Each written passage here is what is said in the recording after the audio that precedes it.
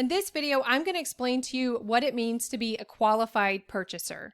So if you haven't watched my video on accredited investor status and who qualifies for that, I highly encourage you to start there, and I'll link to it below so you can watch that video.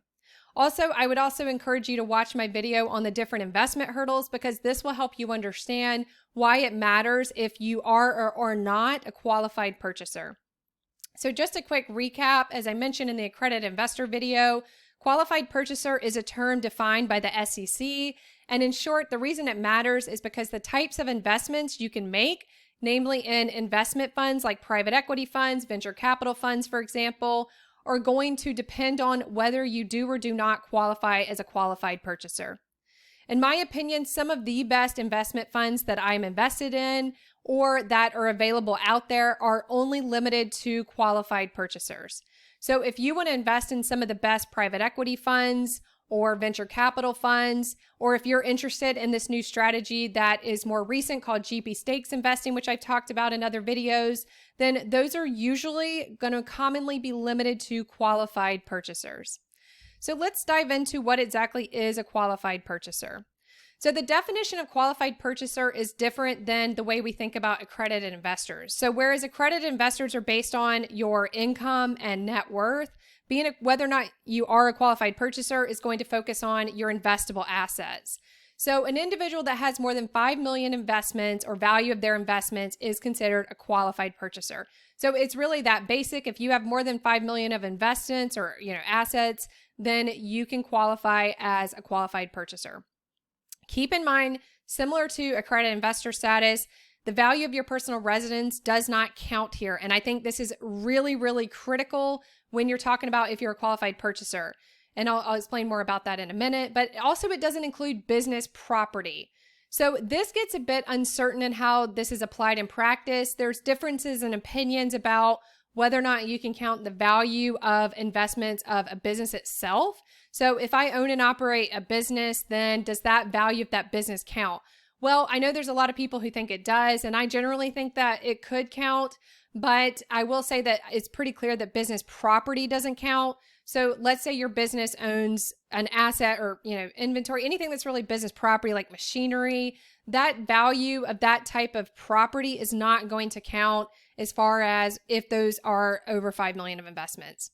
So I will start with saying that you need to be very careful with your personal residence. So I'll show you a practical example of this.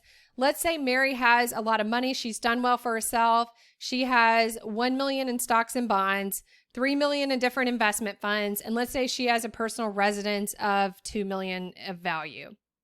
So you might think that Mary has 6 million of assets, so of course she qualifies as a qualified purchaser. However, that is not the case because Mary has a personal residence of $2 million and decided to invest $2 million into her home as opposed into other things that are actually assets and going to produce income for her. She actually has kicked herself out of being a qualified purchaser. So I think this is really important. And I think that for high net worth people, this is where you really want to be careful about buying a home. So if you've listened to my other videos, I'm a big fan of renting versus buying. I live in New York City, so that is very easy to do.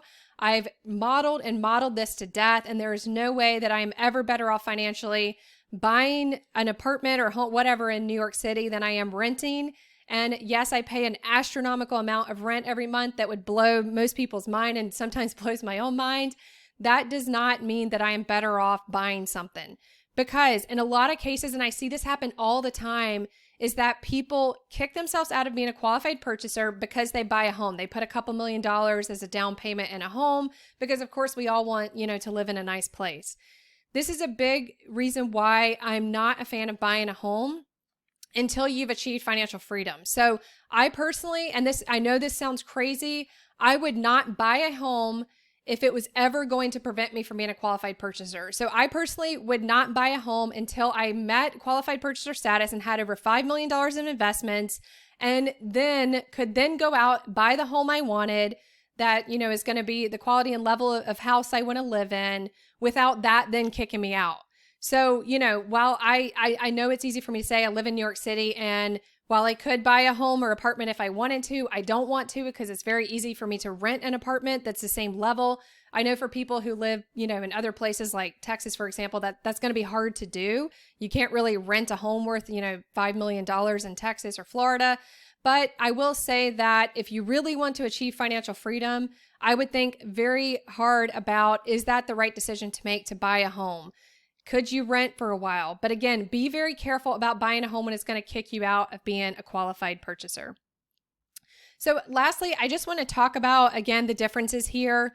So accredited investors, a lot of the funds that are available to accredited investors are really only limited. There's some limitations on that. So they may only be able to take, a certain number of investors, like anywhere from 100 to 250 investors might be the limit on how much that fund could take. But qualified purchasers can really take on much larger investor bases. So this is why some of the biggest funds out there that you really want to get in on, those are going to limit their investments to qualified purchasers, because that allows them to take on as many investors as they want. And also, it allows them to charge certain types of fee structures that you can't if you're just limited to accredited investors in some cases. But it's important to know that, to me, this is the gold star of investing, as I talk about in my investment hurdles video. Once you reach the status of being a qualified purchaser, the types of investments that are open to you are just so much better than at any other level. So again, if you haven't watched the accredited investor video or the different investment hurdles video, I highly encourage you to watch those so you can see how this all comes together at the end of the day. So hopefully you found this video helpful. If you did, please like the video and subscribe to the channel.